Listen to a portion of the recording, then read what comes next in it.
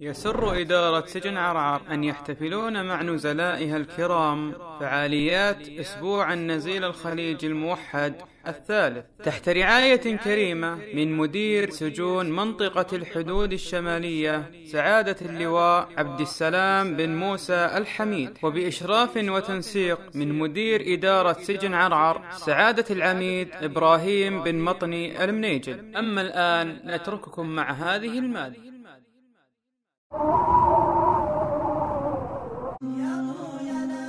خلف هذه القضبان أخ لنا زلت به القدم، ولكنه ندم وأعلن التوبة النصوح. أيها النزيل، هنا حيث تغيب عنك العيون، لكن تحمل لك القلوب كل محبة ومودة وصفاء وسلام.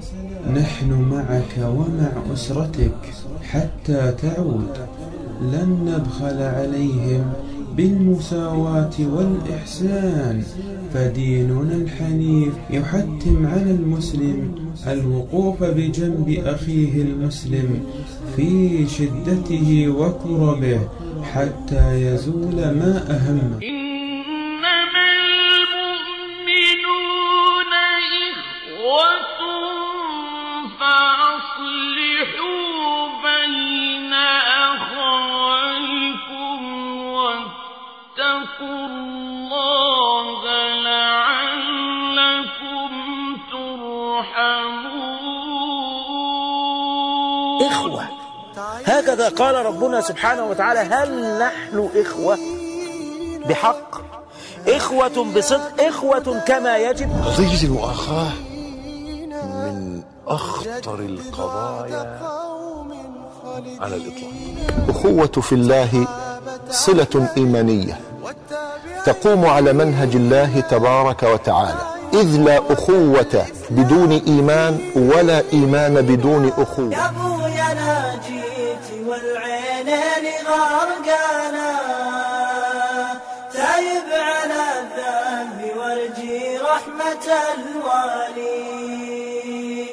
السجن قطع فؤادي صمت جدرانا، وظلمة زوايا عنها موتي أشواني. تعال يا روح ابوك ونقضي وجدانا، لا عاد تشكي وتبكي يا بعد حالي. الذنب ذنبي وصار وشفت برهانه، وقررت اخلي الطمع واهتم بعيالي. أيها النزيل، لك منا كل معاني التراحم والتعاون والإخاء والسلام والوفاء. إخوة في الدين حبل متين يربط الصغير بالكبير والغني بالفقير والضعيف بالقوي. انتظر فالفرج قريب، انتظر فالفرج قريب من الله، وقلوبنا تدعو لك ولا تحزن. واصبر واحتسب، وليكن السجن نافذة الانطلاق نحو التغيير، نحو الهداية، نحو الاستقامة، نحو الصلاح.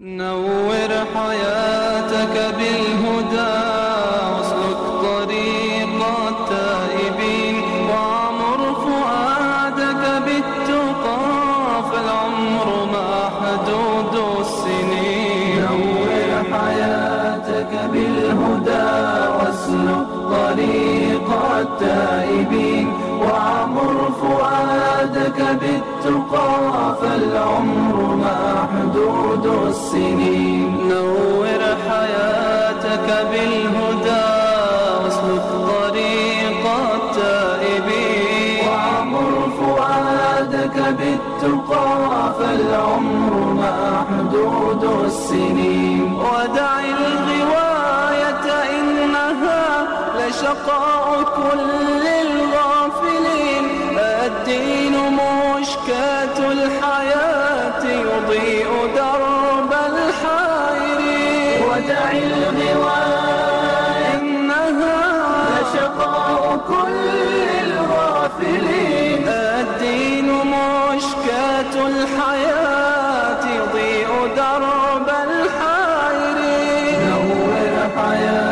حياتك بالهدى واسلك طريق التائبين وعمر فؤادك بالتقى فالعمر محدود السنين. نور حياتك بالهدى واسلك طريق التائبين وعمر فؤادك بالتقى فالعمر محدود السنين.